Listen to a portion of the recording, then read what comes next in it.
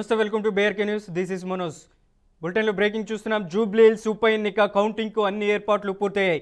ప్రత్యేక అనుమతితో మొత్తం 42 టేబుల్లో ఏర్పాటు చేసినట్లు అధికారులు తెలిపారు. కేవలం 10 రౌండ్లలోని కౌంటింగ్ పూర్తి కానుంది. ప్రతి రౌండ్ ఫలితానికి దాదాపు 40 నిమిషాలు పట్టొచ్చని అధికారులు అంచనా వేస్తున్నారు. ఉదయం 8 గంటలకు కౌంటింగ్ ప్రారంభమై మధ్యాహ్నం 12 గంటలకల్లా ఫలితం వెలువడే అవకాశం ఉంది. కౌంటింగ్ కేంద్రాల వద్ద అధికారులు పటిష్టమైన భద్రతలను ఏర్పాటు చేశారు. ప్రమాదాలను నివారించేందుకు కౌంటింగ్ వద్ద 144 సెక్షన్ అమలు చేసినట్లు పోలీస్ శాఖ తెలిపింది. ఇక ఎన్నికల విధులకు ప్రత్యేక బలగాలు కూడా మోహరించారు. విజయోత్సవ ర్యాలీలకు అనుమతి లేదని ఇప్పటికే పోలీసులు స్పష్టం చేశారు.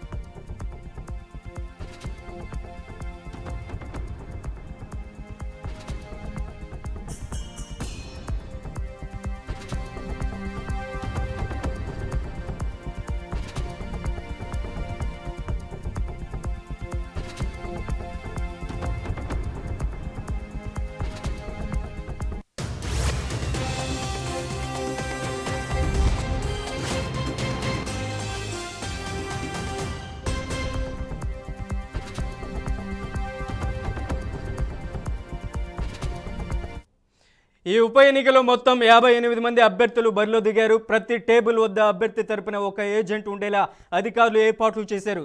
ఏజెంట్ల సమక్షంలోనే ఈవీఎంల సీళ్లను తొలగించనున్నట్లు సమాచారం. జూబ్లీహిల్స్ ఉప ఎన్నికలో మొత్తం 48.49% పోలింగ్ నమోదైంది. మొత్తం 4,13,65 మంది ఓటర్లు ఉన్న ఈ నియోజకవర్గంలో 1,94,631 మంది ఇప్పటికే తమ ఓటు హక్కును వినియోగించుకున్నట్లు అధికారులు వెల్లడించారు.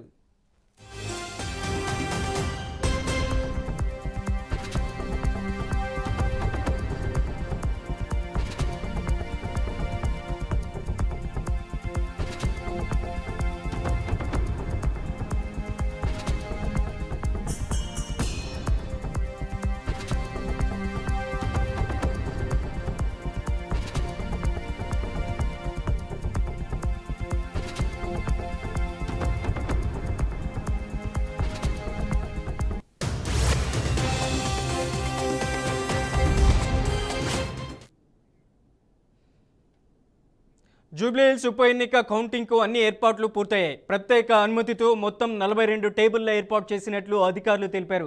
కేవలం 10 రౌండ్లలోనే కౌంటింగ్ పూర్తి కానుంది. మొత్తం ప్రతి రౌండ్ ఫలితానికి దాదాపు 40 నిమిషాలు సమయం పట్టే అవకాశం ఉందనేసి కూడా అధికారులు ఇప్పటికే అంచనా వేస్తున్నారు. ఉదయం 8 గంటలకు కౌంటింగ్ ప్రారంభమై మధ్యాహ్నం 12 గంటలకల్లా తొలి ఫలితం వెలువడే అవకాశం ఉంది. కౌంటింగ్ కేంద్రాల వద్ద అధికారులు పటిష్టమైన భద్రతా ఏర్పాట్లు చేశారు. ప్రమాదాలను నివారించేందుకు కౌంటింగ్ వద్ద 144 సెక్షన్ కూడా అమలు చేసినట్లు పోలీస్ శాఖ ఇప్పటికే స్పష్టం చేసింది. ఎన్నికల విధులకు ప్రత్యేక బలగాలు కూడా మోహరించారు. ఇక విజయోత్సవ ర్యాలీలకు కూడా అనుమతి లేదని ఇప్పటికే పోలీసులు స్పష్టం చేశారు. ఇక ఈ ఉప ఎన్నికలో మొత్తం 58 మంది అభ్యర్థులు బరిలో దిగారు. ప్రతి టేబుల్ వద్ద అభ్యర్థి తరపున ఒక ఏజెంట్ ఉండేలా అధికారులు ఏర్పాట్లు పూర్తి చేశారు. ఏజెంట్ల సమక్షంలోనే ఈవీఎంల సీళ్లను తొలగించనున్నట్లు ప్రాథమికంగా సమాచారం ఉంది. ఇక జూబ్లీహిల్స్ ఉప ఎన్నికలో మొత్తం 48.49% ఇప్పటికే పోలింగ్ నమోదైంది. ఇక ఇదే అంశానికి సంబంధించి మరింత సమాచారం అందించడానికి కోట్ల విజయభాస్కర్ రెడ్డి స్టేడియం నుంచి మా ప్రతినిధి రామకృష్ణ ఫోన్ లైన్లో ఉన్నారు. రామకృష్ణ, ఏంటి అప్డేట్స్? అక్కడ పరిస్థితి ఎలా ఉంది?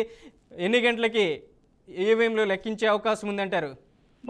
మనోజ్, ఓట్ల లెక్కింపు ఏర్పాట్లు పూర్తయినాయి అని చెప్పుకోవాలి. మెయిన్ గా చూసుకుంటే ఎన్నికల జిల్లా అధికారి కూడా ఆర్వి కర్ణన్ నిన్న చెప్పడం కూడా జరిగింది. మెయిన్ గా చూసుకున్నట్లయితే ఏజెంట్లతో పాటు ఎవరైతే అభ్యర్థులు ఉన్నారో వాళ్ళందరూ కూడా మెల్లగా ఒక్కొక్కళ్ళు రావడం జరుగుతుంది. లోపలికి వెళ్ళేటప్పుడు ఓన్లీ ఏజెంట్ పాస్ ఉన్న వాళ్ళని లోపలికి పంపిస్తున్నారు. మెయిన్ గా చూసుకున్నట్లయితే మొత్తం కూడా దీనికి సంబంధించి 48 టేబుల్లు ఏర్పాటు చేయడం జరిగింది. ఎందుకంటే మెయిన్ గా అభ్యర్థులతో పాటు మెయిన్ అభ్యర్థులతో పాటు 58 మంది, దాదాపుగా 58 మంది పోటీ చేస్తున్నారు. నోటాతో కలుపుకుని 59 మంది ఉన్నారు. అంటే ఎక్కువ మంది ఉన్న నేపథ్యంలో ప్రత్యేకమైనటువంటి పర్మిషన్ తీసుకుని కొన్ని టేబుల్ ఏర్పాటు చేశారు. త్వరితగతిన కౌంటింగ్ అనేది పూర్తి చేయడం కోసం. మొత్తం కూడా 10 రౌండ్లు ఉంటాయి. 10 రౌండ్లు దాదాపు 12 o'clock లోపు ఒక క్లియర్ ఇన్స్ట్రక్షన్ అయితే వచ్చే అవకాశం ఉంది. కి సంబంధించి ఒక క్లారిటీ వచ్చే అవకాశం ఉంది. ఎవరి వైపు ఓటర్లు మొగ్గు చూపారు అనేది కూడా కొంత తెలిసిపోతుంది. మొదటగా చూసుకున్నట్లయితే 8 గంటలకి బ్యాలెట్ ఓట్ల లెక్కింపు మొదలవుతుంది. బ్యాలెట్ ఓట్ల తదనంతరం ఎవరైతే ఏజెంట్లు ఉంటారో వాళ్ళ సమక్షంలోనే ఈవీఎంలు కూడా స్టిక్కరింగ్ ఓపెన్ చేయడం జరుగుతుంది. ఈవీఎంలు ప్లస్ వివిప్యాట్స్ రెండు కూడా మ్యాచ్ అవ్వాలి. వివిప్యాట్ స్లిప్లు ఏవైతే ఉన్నాయో అవి ప్లస్ ఈవీఎం లో ఉన్నటువంటి నంబరింగ్ రెండు మ్యాచ్ అవ్వాలి. ఏదైనా ఉంటే మళ్ళా కౌంటింగ్ అనేది స్టార్ట్ చేస్తారు. ఇవన్నీ కూడా కొంత బై ఎలక్షన్ నేపథ్యంలో కొంత స్లోగా చేసే అవకాశం ఉంది. ఎందుకంటే అభ్యర్థులు మెయిన్ గా దాదాపుగా నెల రోజుల నుంచి ప్రచారంలో ముమ్మరంగా ఉన్న నేపథ్యము. ఎందుకంటే 3 పార్టీలు కూడా చాలా ప్రతిష్టాత్మకంగా తీసుకున్న దానిలో ఎవరికి అన్యాయం జరగకూడదని ఎన్నికల అధికారి క్లియర్ ఇన్స్ట్రక్షన్ ఇచ్చారు. ఎవరైనా ఏజెంట్ మళ్ళా కౌంట్ చేయాలంటే స్లిప్పులతో పాటు వివిప్యాట్ లో ఉన్నటువంటి స్లిప్పులతో పాటు ఈవీఎంలకు సంబంధించి రెండు మ్యాచ్ అవ్వకపోతే మాత్రం మళ్ళీ కౌంట్ చేయాల్సి వస్తుంది. ఏదేమైనా కానీ మధ్యాహ్నం 12 గంటల లోపైతే ఈ ఎన్నికల ప్రక్రియ అనేది పూర్తవుతుంది. రామకృష్ణ, తొలి ఫలితం ఎన్ని గంటలకు వెలువడే అవకాశం ఉంది? 8కి స్టార్ట్ అవుతుంది. బ్యాలెట్ ఓట్లు ఈవీఎంలు కలుపుకుని మొత్తం కూడా బ్యాలెట్లు మెయిన్ వస్తుంది. బ్యాలెట్లు తదనంతరం ఈవీఎం వచ్చేసరికి 9 లోపైతే వచ్చే అవకాశం ఉంది. మనం మెయిన్ గా చూసుకున్నట్లయితే బ్యాలెట్ ఓట్లు ఎంప్లాయీస్ ఎవరైతే ఉంటారో జూబ్లీ హిల్స్ పరిధిలో ఉన్నటువంటి ఎంప్లాయీస్ ఎవరైతే ఉంటారో వాళ్ళు విధుల్లో పాల్గొన్నారు కాబట్టి ముందే వారం రోజుల ముందే వాళ్ళు బ్యాలెట్ ఓట్ అనేది వినియోగించుకోవచ్చు. ఆ బ్యాలెట్ ఓట్ల ద్వారా కొంత ఒక అంచనా వస్తుంది. ప్రభుత్వానికి వ్యతిరేకంగా ఉంటే అపోజిషన్ పడితే, ప్రభుత్వానికి అనుకూలంగా ఉంటే వాళ్ళకి కాంగ్రెస్ పార్టీకి పడే అవకాశం ఉంది. దాన్ని బట్టి కూడా ఎన్ని ఓట్లు ఉన్నా కానీ ఒక అంచనాకైతే పార్టీలో వచ్చేస్తాయి. దాదాపుగా ఒక క్లియర్ డిక్లరేషన్ ఎన్నికలకు సంబంధించి జూబ్లీ ఎవరి వైపు ఉన్నారనేది మాత్రం తెలిసిపోతుంది. ఏదేమైనా కానీ 9 లోపు ఫస్ట్ ఫలితం అయితే 100% వచ్చే అవకాశం ఉంది. మనం ఏదన్నా చిన్న చిన్న మిస్టేక్స్ ఉంటే తప్ప యథావిధిగా కొనసాగితే మాత్రం 8:45 లోపు వచ్చేస్తుంది. మెయిన్ గా చూసుకున్నట్లయితే కోట్ల విజయభాస్కర్ రెడ్డి స్టేడియం చుట్టూ మాత్రం 3 అంతల భద్రతా ఏర్పాట్లు చేశారు. 144 సెక్షన్ అమలవుతుంది. ఎవరైనా కానీ లైన్ క్రాస్ అయితే మాత్రం తీవ్ర పరిణామాలు ఉంటాయని చెప్పి కూడా నిన్న కూడా కమిషనర్ కూడా క్లియర్ ఇన్స్ట్రక్షన్స్ మీడియాతో షేర్ చేసుకోవడం జరిగింది. దీనికి సంబంధించి కూడా గుంపులుగా పబ్లిక్ కూడా ఎక్కడా కూడా ఉంచోడానికి కూడా వీలు లేదు. ఇది మొత్తం ఈ పరిధిలో ఉన్నది మొత్తం కూడా 144 సెక్షన్ ఉందని కూడా క్లియర్ ఇన్స్ట్రక్షన్ ఇవ్వడం జరిగింది. మెయిన్ గా చూసుకున్నట్లయితే మొత్తం కూడా ఓవరాల్ గా చూసుకుంటే మొత్తం జూబ్లీ హిల్స్ కి సంబంధించి 7 డివిజన్లు ఉంటాయి. 7 డివిజన్లు ఏ డివిజన్ లో ఎక్కువ ఏ పర్సంటేజ్ ఎవరికి ఏ పార్టీకి పోలైంది ఏంటి అనేది వాళ్ళ అంచనాలు వాళ్ళు వేసుకున్నారు. మొత్తానికి ఇప్పుడిప్పుడే అభ్యర్థులు కూడా లోపలికి వెళ్లే పరిస్థితి ఉంది మనవచ్చు. అలాగే రామకృష్ణ, తొలుత ఏ ప్లేస్కి సంబంధించినటువంటి ఓట్లు లెక్కించే అవకాశం ఉంది? ఒక్కో రౌండ్కి ఎన్ని నిమిషాల సమయం పట్టే అవకాశం ఉందంటారు? అది ఫస్ట్ గా ఎటు నుంచి కౌంటింగ్ చేస్తారు అన్నది కొంత తెలియాల్సింది. ఫస్ట్ షేక్పేట్ చేస్తారు డివిజన్, లేదా రేమత్ నగర్, యూసఫ్గూడ, వెంకటరావు నగర్, ఎర్రగడ్డ, బోర్బండ, సోమాజిగూడ 7 డివిజన్లు ఉన్నాయి. 7 డివిజన్ లో దేని నుంచి స్టార్ట్ చేస్తారు అనేది వేచి చూడాల్సింది ఉంది. ఫస్ట్ అయితే బ్యాలెట్ ఓట్లు అయితే లెక్కింపు అయితే జరుగుతుంది మనవచ్చు. Right Ramakrishna, thank you.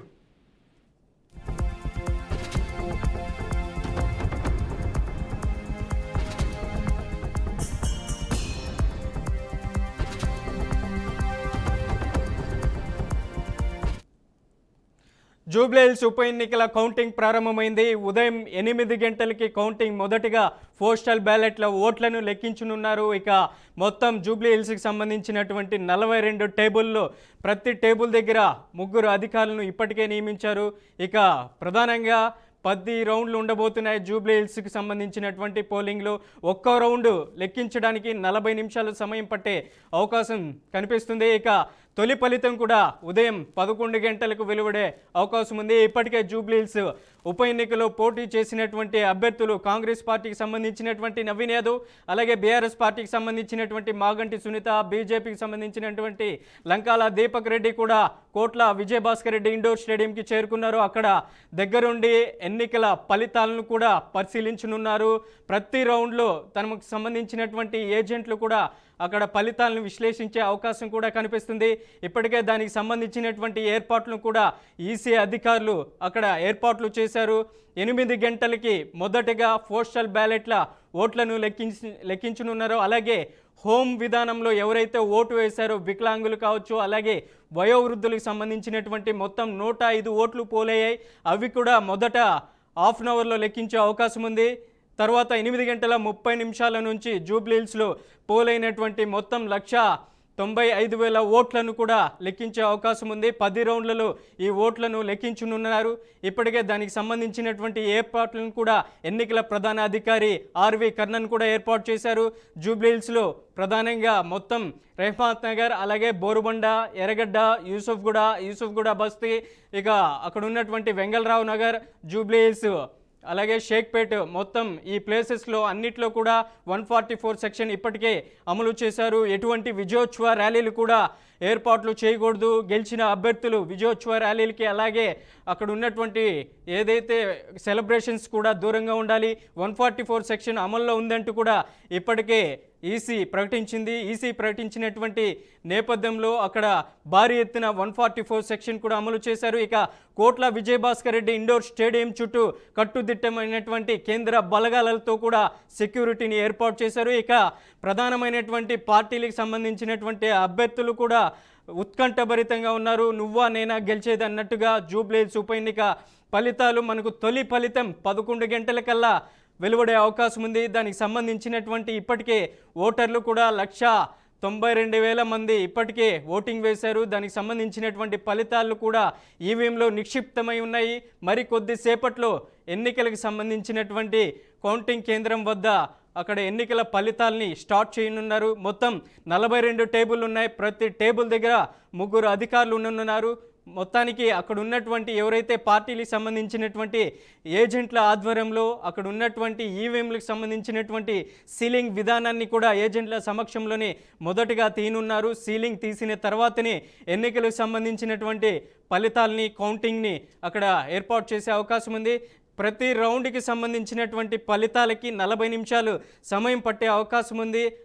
తదనంతరం జరిగినటువంటి ఏదైతే అక్కడ ఎన్నికల ఫలితాలకు సంబంధించినటువంటి ప్రతి రౌండ్కి సంబంధించినటువంటి ఎన్నికల ఫలితాలను కూడా ఈసీ తన వెబ్సైట్లో వెల్లడించే అవకాశం కూడా కనిపిస్తుంది.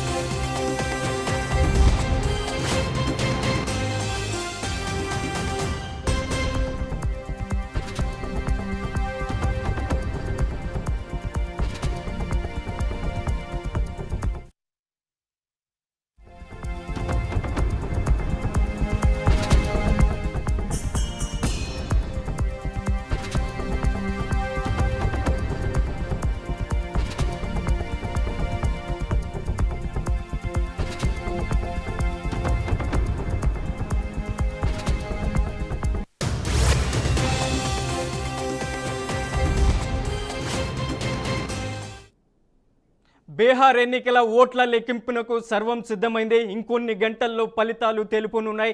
1951 తర్వాత రాష్ట్ర చరిత్రలోనే ఈసారి అత్యధికంగా దాదాపు 67.13% పోలింగ్ నమోదైంది. దీంతో విజయం ఎవరిని వరించనుందా అనే అంశంపై ఉత్కంఠ నెలకొంది. ఎగ్జిట్ పోల్స్ అన్ని అధికార ఎన్డీఏ కూటమి వైపు మొగ్గు చూపినప్పటికీ తుది ఫలితాలపై ఉత్కంఠ నెలకొంది. అభివృద్ధి కావాలా, ఆటవిక పాలన అంటూ ఎన్డీఏ ప్రచార పర్వం కొనసాగించగా ఉపాధి, ఓట్ల చోరీ ప్రధాన అంశాలుగా విపక్ష మహాగఠబంధన్ ఓటర్లను ఆకట్టుకునే ప్రయత్నం ఇప్పటికే చేసింది. ఉత్కంఠంగా సాగిన ఎన్నికల సమరంలో బీహారీల తీర్పు ఎటువైపు అని అసెంబ్లీ ఫలితాలపై తీవ్ర ఉత్కంఠ నెలకొంది. ఇక ఇదే అంశానికి సంబంధించి మా మేనేజింగ్ ఎడిటర్ చిదంబర్ అందిస్తారు. చిదంబర్ గారు చెప్పండి, ఏంటి బీహార్ ఎన్నికల ఫలితాలు ఎన్ని గంటలకి స్టార్ట్ అయ్యే అవకాశం ఉంది? మొదటగా పోస్టల్ బ్యాలెట్లు లెక్కించే అవకాశం ఉందంటారా? ఎస్, అంటే 243 అసెంబ్లీ నియోజకవర్గాలు జరిగిన ఎన్నికల్లో 122 సీట్లు ఎవరు గెలిస్తే వాళ్ళు ఇవాళ సీఎం సీట్లు మరొకసారి కూర్చునే అవకాశం ఉంది. సో ఈ విధంగా చూస్తే ఉదయం 8 గంటలకి లెక్కింపు ప్రారంభమవుతుంది. పోస్టల్ బ్యాలెట్లకు సంబంధించిన లెక్కింపు స్టార్ట్ అవుతుంది. దాదాపుగా ఎక్స్పెక్టెడ్ మొదట్లో ఏవైతే పోస్టల్ బ్యాలెట్స్ ఉన్నాయో వాటిని కూడా కట్టలుగా కడతారు. తర్వాత వాటిని లెక్కించి మాక్సిమం 8 గంటల 45 నిమిషాల కల్లా మొదటి ఫలితం అంటే పోస్టల్ బ్యాలెట్ కి సంబంధించిన లెక్కింపు ఫలితం అన్నది మొదలు వచ్చేస్తుంది. అదే సందర్భంలో 8 గంటల 30 నిమిషాల నుంచే ఈవీఎంలకు సంబంధించిన కౌంటింగ్ కూడా ప్రారంభం అవుతుంది. సో అది కూడా దాదాపు 9-9:30 దాకా మొదటి ఫలితం వస్తుంది. అంటే అర్లీ ట్రైన్స్ అన్నాం మనము 10 నుంచి 10:30 మాక్సిమం 11 వరకు అర్లీ ట్రైన్స్ అన్న దాన్ని మనము ఒక అంచనాకైతే రావచ్చు. అర్లీ ట్రైన్స్ ని బట్టి ప్రభుత్వానికి వ్యతిరేకంగా ఓటింగ్ జరిగిందా, ప్రభుత్వానికి అనుకూలంగా ఓటింగ్ జరిగిందా అన్న ఒక అంచనా అయితే వచ్చేస్తుంది. కానీ ఆ తర్వాత ఏం జరుగుతుంది అన్న విషయం పైన మాత్రం మనం చూడాల్సింది. ఎందుకంటే ఎన్నడూ లేని విధంగా, ఎందుకంటే మనం మాట్లాడుకున్నట్టుగా దాదాపుగా 75 సంవత్సరాల తర్వాత ఎన్నడూ లేనంతగా హైయెస్ట్ ఓటింగ్ జరగడం అన్నది రెండు కూటములను కూడా ఇక్కడ కలవరపెడుతుంది. ఎందుకంటే ఇక్కడ వేరే రాష్ట్రాలన్నింటిలోనూ పార్టీల మధ్యలో ఎన్నికలు జరుగుతాయి, కూటమి లేదా పార్టీల మధ్యలో ఎన్నికలు జరుగుతాయి. కానీ బట్ ఇక్కడ మాత్రం పూర్తి స్థాయిలో రెండు కూటముల మధ్యనే ఎన్నికలు జరుగుతున్న పరిణామ క్రమంలో ఏ కూటమికి ప్రజలు ఓట్లు వేశారు, ఎవరికి పట్టం కట్టబోతున్నారు అన్న విషయానికి సంబంధించి చాలా ఒక ఉత్కంఠ అయితే నెలకొంది. 67.13% ఓటింగ్ పర్సెంటేజ్ అవుతుందో, ఓటింగ్ పర్సెంటేజ్ అన్నది అది ప్రభుత్వ వ్యతిరేక ఓటు కాబట్టి అంతమంది వచ్చి ఓట్లు వేశారా, లేకపోతే ప్రభుత్వాన్ని ఎట్టి పరిస్థితులను గద్దె దింపకూడదనే ఉద్దేశంతో యువ ఓటర్లందరూ కూడా పోటెత్తి మరీ ఓటేశారన్న దానికి సంబంధించి ఎవరి అంచనాలు వాళ్ళు వేసుకుంటున్నారు. ఇప్పటిదాకా వచ్చిన ఎగ్జిట్ పోల్స్ ప్రకారం మాత్రం పూర్తి స్థాయిలో ఎన్డీఏకే మరొకసారి పట్టం కట్టే అవకాశం ఉంది. ఆ ప్రజలు మరొకసారి సీఎం సీట్ లో ఎన్డీఏ అభ్యర్థిని కూర్చోబెట్టాలనే ప్రయత్నం చేస్తున్నారని ఒకటి అర్థమవుతుంది. కానీ బట్ ఫైనల్ గా చూస్తే ఏం జరుగుతుంది అనే విషయం పైన మాత్రం ఎవరికి వాళ్ళ అంచనాలు వేసుకున్నట్టుగానే మనకు అర్థమవుతుంది. అంతేకాకుండా ఈసారి అంటే ఎలాంటి ఘటనలు జరగకుండా ఉండడం కోసం కూడా స్పెషల్ గా ఏర్పాటు కూడా చేసిన పరిస్థితి అనిపిస్తుంది. ముఖ్యంగా సిఆర్పిఎఫ్ అలాగే స్టేట్ పోలీస్ తో పాటు మొత్తం 3 స్థాయి భద్రతని ఈసారి ఏర్పాటు చేయడం మనకు కనిపిస్తుంది. సో ఈ భారీ భద్రత మధ్య ఆ ఎన్నికల కౌంటింగ్ అన్నది పూర్తి అవకాశం కనిపిస్తుంది. మాక్సిమం అంటే 15 నుంచి 25 రౌండ్లలో లెక్కింపు పూర్తి చేస్తారు కాబట్టి కొన్ని ఫలితాలు 12:30 దాకా ఎర్లీ ఏవైతే చిన్న నియోజకవర్గాలనే వాటికి సంబంధించిన ఫలితాలు వచ్చేస్తాయి. మాక్సిమం 25 రౌండ్ల లెక్కింపు ఉంది కాబట్టి ఆ 25 లెక్కింపు అయిపోయేటప్పటికి 3 గంటల దాకా సమయం పట్టే అవకాశం ఉందని కూడా ఒక అంచనా ఉంది. సో ఈ విధంగా చూసినా సరే మధ్యాహ్నం వరకు పూర్తి స్థాయి ఎవరు అధికారంలోకి రాబోతున్నారు దానికి సంబంధించిన క్లారిటీ అయితే వచ్చేస్తుంది. బట్ ఫైనల్ ఫిగర్స్ మాత్రం మనము 3 గంటల తర్వాత చూడాల్సిన అవసరం అయితే కనిపిస్తుంది మనోజ్. అలాగే చిదంబర్ ఎగ్జిట్ పోల్స్ ఎగ్జాక్ట్ అయ్యే అవకాశం ఉందంటారా, లేకపోతే అంచనాలు ఏమైనా తారువారు అయ్యే అవకాశం ఉందంటారా? గతంలో కూడా మనం సార్వత్రిక లోక్సభ ఎన్నికల్లో కూడా చూసాం. దాదాపుగా ఎగ్జిట్ పోల్స్ ఇచ్చినటువంటి ఏదైతే ఎన్డీఏ కూటమి 150 నుంచి 400 సీట్లు వస్తాయనేసి కూడా చెప్పారు. కానీ అంచనాలు తలకిందులయ్యాయి. కేవలం 240కే లోక్సభ స్థానాలు పరిమితమైనటువంటి అవకాశం ఉంది. ఎలా చూడొచ్చు అంటారు ఈ ఫలితాలని? ఇలా ఖచ్చితంగా ఎగ్జిట్ పోల్స్ ఎప్పుడు ఎగ్జాక్ట్ పోల్స్ అవుతాయన్న దానికి అది కేవలం అంచనా మాత్రమే. మనందరికీ తెలుసు కోట్లాది మంది ఎన్నికల్లో పాల్గొంటే కేవలం లక్షల్లో మాత్రమే వాటికి సంబంధించిన అంటే వాటికి సంబంధించిన శాంపిల్స్ కలెక్ట్ చేస్తారు. శాంపిల్స్ కలెక్ట్ చేసి వాళ్ళు ఎలా భావిస్తున్నారు దాన్ని బట్టి ప్లస్ ట్రెండ్స్ ఎలా ఉన్నాయని దాన్ని బేస్ చేసుకుని ఎగ్జిట్ పోల్స్ అన్నవి అంచనాకు వస్తారు. మీరు అన్నట్టుగానే ఈ మధ్య కాలంలో ఎగ్జిట్ పోల్స్ అన్నవి ఎగ్జాక్ట్ పోల్స్ అవడం అనేది చాలా కష్టసాధ్యమైన విషయంగా మారిపోయింది. అందులో ముఖ్యంగా గత కొంతకాలంగా మనం చూస్తున్నాము ఎన్నికలకు సంబంధించిన ఫలితాలు ఎగ్జిట్ పోల్స్ కి పూర్తి భిన్నంగా వచ్చిన నేపథ్యం కూడా మనకు కనిపిస్తున్నాం. అంటే కాకుండా ఇక్కడ మరొక కీలకమైన అంశము నేను చెప్పినట్టుగా ఇక్కడ పార్టీల మధ్య కాదు కూటముల మధ్యలో ఎన్నికలు జరుగుతున్నాయి. ఆ కూటలు ఎప్పుడన్నా విచ్ఛిన్నమయ్యే అవకాశం ఉంటుంది. అందులో ముఖ్యంగా చూస్తే మాత్రము నితీష్ కుమార్ ఎప్పటికప్పుడు తను కూటములు మార్చుకుంటూ తను మాత్రమే సీఎం గా ఉండేలాగా ఏర్పాట్లు చేసుకుంటూ వస్తుంటారు. అందులో ఎందుకో భాగంగానే ఇప్పటిదాకా 20 సంవత్సరాల దాకా 9 సార్లు సీఎం గా ప్రమాణ స్వీకారం చేసిన వ్యక్తిగా కూడా మిగిలిపోయిన పరిస్థితి అనిపిస్తుంది. ఒకసారి 2020 ఎన్నికలకు సంబంధించిన రిజల్ట్స్ చూస్తే కూడా ఆర్జేడీనే అప్పుడు అతిపెద్ద పార్టీగా అవతరించింది. అంటే సింగిల్ లార్జెస్ట్ పార్టీగా గెలిచిందేమో ఆర్జేడీ, కానీ అధికారంలోకి వచ్చింది మాత్రం బీజేపీ. ఆ రెండింటి మధ్యలో తేడా ఉన్నది కేవలం ఒక్క ఓటు మాత్రం. ఎందుకంటే కూటముల నేపథ్యంలో బీజేపీ, జేడీయూ మిగిలిన పార్టీలు కలిపి అప్పుడు ఏర్పాటు చేసే ప్రయత్నం చేసింది. ఎందుకంటే జేడీయూకి అప్పుడు 43 సీట్లు వచ్చాయి, బీజేపీకి 74 సీట్లు వచ్చాయి. దాని ద్వారా వాళ్ళు ప్రభుత్వాన్ని ఏర్పాటు చేశారు. అయితే ఆర్జేడీతో కూడా గతంలో ఆయన అధికారాన్ని పంచుకున్న పరిస్థితి మనకు కనిపిస్తుంది. అంతేకాకుండా 2005లో నుంచి మనం చూసినప్పుడు కూడా అంటే ఎక్కువ సీట్లు ఎవరికి వస్తాయనే దానికన్నా ఆ వచ్చిన సీట్లను ఎవరు కరెక్ట్ గా మేనేజ్ చేయగలుగుతారు, మిగిలిన పార్టీలతో జత కట్టడంలో ఎవరు సక్సెస్ అవుతారనే బేస్ చేసుకుని ఇక్కడ రిజల్ట్స్ అన్నవి కనిపిస్తున్నాయి. కాబట్టి ఆ విధంగా చూస్తే మాత్రము చాలా తక్కువ సందర్భాల్లో మాత్రమే పూర్తి స్థాయిలో ఒకే పార్టీకి అధికారం రావడం అనేది జరిగింది. అంతేకాకుండా ఈ కూటములకు సంబంధించి ఇవి జరిగే అవకాశం ఉంది. మీరు అన్నట్టుగా ఎగ్జిట్ పోల్స్ అన్నవి కేవలం అంచనా మాత్రమే. అంచనాలు ఎప్పుడైనా తారుమారవచ్చు. అంతేకాకుండా ఏదైతే ఎక్స్ట్రా ఓటింగ్ ఏదైతే జరిగిందో దాదాపుగా 10% పైగా ఎక్స్ట్రా ఓటింగ్ జరిగింది అన్నది ఇక్కడ ఒక అంచనాలు ఉన్న నేపథ్యంలో మొదటి నుంచి కూడా మహాగఠబంధన్ ఒకటే ఒక ఆరోపణ చేస్తూ వస్తుంది. ఓట్ చోరీ అన్నది జరుగుతోంది. ఈవీఎం మ్యానిపులేషన్ సంబంధించి ఎన్నికల ఫలితాలు తమకు అనుకూలంగా వచ్చేందుకు అవసరమైన కార్యాచరణ అన్నది చాలా ముందు నుంచే ప్రారంభమవుతోంది. దానికి అనుగుణంగానే చాలా రాష్ట్రాల్లో అలాంటి ఫలితాలే వచ్చాయి అంటూ కూడా రాహుల్ గాంధీ మొదటి నుంచి ఆరోపిస్తూ వస్తున్నారు. సో ఇప్పుడు అలాంటిది జరిగే అవకాశం ఉంది అన్న అనుమానం కూడా వ్యక్తం చేసినట్టుగానే మనం చెప్పాల్సిన పరిస్థితి ఉంది. బట్ ఓవరాల్ చూసి పెరిగిన 10% ఓట్లు నిజంగానే ప్రభుత్వాన్ని కొనసాగించడం కోసం జరిగాయా, లేకపోతే గతంలో ఎప్పుడైనా సరే అర్లీ ట్రెండ్స్ కానివ్వండి, ఎన్నికల ట్రెండ్ ని అబ్జర్వ్ చేసే వాళ్ళు ఎప్పుడైనా ప్రభుత్వం మార్పు జరగాలి అనుకున్నప్పుడు ప్రజలు తండోపతండాలుగా వచ్చి ఓట్లు వేస్తారో అని ఒక నమ్ముతూ ఉంటారు. సో అలా జరిగింది అన్న విషయానికి సంబంధించి కూడా ఇంకో క్లారిటీ రావాల్సిన అవసరం ఉంది. కాబట్టి ఇంకొక 45 నిమిషాల నుంచి గంట సేపట్లోనే ఎర్లీ ట్రెండ్స్ బయటకు వస్తే అందులో ముఖ్యంగా పోస్టల్ బ్యాలెట్స్ అన్నవి దాదాపుగా రాష్ట్రానికి సంబంధించిన ఒక మూడ్ ని కూడా చెబుతుంటుంది. ఎందుకంటే పోస్టల్ బ్యాలెట్స్ అన్ని వేసేది గవర్నమెంట్ ఎంప్లాయీస్ ప్రభుత్వం మీద ఎలాంటి ఉద్దేశం ఏ పార్టీకి పట్టం కట్టాలని వాళ్ళు భావిస్తున్నారన్న దానికి సంబంధించిన పోస్టల్ బ్యాలెట్ ఓట్స్ ఏవైతే వస్తాయి. ఎందుకంటే వీళ్ళు చాలా మంది సామాన్య ప్రజలతో రెగ్యులర్ గా ఇంటరాక్ట్ అవుతూ ఉంటారు. ఇంటరాక్ట్ అయ్యే క్రమంలో ప్రభుత్వం మీద ప్రజలు ఎలాంటి ఒపీనియన్ ఉంది అన్న దాన్ని బేస్ చేసుకొని కూడా వాళ్ళు ఓటింగ్ లో పాల్గొంటూ ఉంటారు. అంతేకాకుండా మరోవైపు అంటే వైస్ వర్సా కూడా చేస్తుంది. ఎందుకంటే వీళ్ళు ఏదైతే భావిస్తున్నారో దాన్ని ప్రజల్లోకి తీసుకెళ్లేందుకు ఎందుకు స్కూల్ టీచర్లు కానివ్వండి, లేకపోతే రెవెన్యూకి సంబంధించిన సిబ్బంది కానివ్వండి, మిగిలిన సిబ్బంది అందరూ కూడా రెగ్యులర్ గా ప్రజలతో మాట్లాడుతూ ఉంటారు. కాబట్టి పోలింగ్ సమయానికి వాళ్ళు తీసుకునే నిర్ణయాన్ని ఆ తర్వాత ప్రజలకు అలాంటి ఒక ఒపీనియన్ క్రియేట్ చేసే అవకాశం ఉందని కూడా చాలా సందర్భాల్లో ప్రూవ్ అయిన నేపథ్యంలో ప్రజలు ఎలా ఆలోచిస్తున్నారు అన్న దానికి ఫస్ట్ ఒక ఎగ్జాంపుల్ గా సింబల్ గా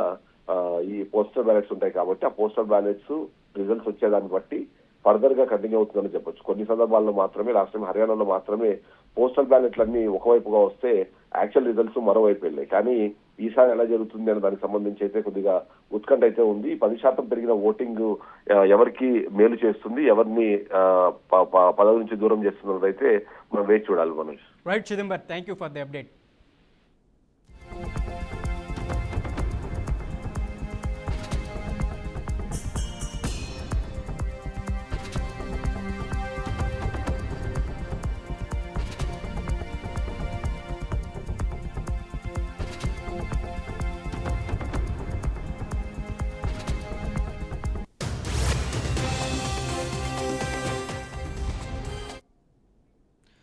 బీహార్ ఎన్నికల ఫలితాలు 8 గంటలకి స్టార్ట్ అవబోతుంది. దాదాపు తొలి ఫలితం వచ్చేదానికి 12 గంటల సమయం పట్టే అవకాశం ఉంది. బీహార్లో మొత్తం 243 అసెంబ్లీ స్థానాలకు గాను 2 విడతల్లో ఎన్నికలు జరిగాయి. నవంబర్ 6న తొలి విడత, నవంబర్ 11న మలి విడత ఎన్నికలు జరిగాయి. నవంబర్ 6వ తేదీన 119 స్థానాలకు, అలాగే నవంబర్ 11న 122 స్థానాలకు ఎన్నికలు జరిగాయి. మొత్తం 2 విడతల్లో జరిగినటువంటి ఎన్నికల ఫలితాలు నవంబర్ 14న అంటే ఇవాళ 8 గంటలకు కౌంటింగ్ ప్రారంభమవుతుంది. తొలుత పోస్టల్ బ్యాలెట్ ఓట్లను హాఫ్ అన్ అవర్ లెక్కించనున్నారు. పోస్టల్ బ్యాలెట్లో ఓట్లు లెక్కించిన తర్వాత ఈవీఎంలను లెక్కించబోతారు. మొత్తం అక్కడ ఉన్నటువంటి ప్రధానమైన పార్టీలు ఏదైతే బీహార్లో గత 20 సంవత్సరాలుగా నితీష్ కుమార్ ముఖ్యమంత్రిగా కొనసాగుతున్నారు, 7 పర్యాయాలు ఆయనే ముఖ్యమంత్రిగా ఉన్నారు.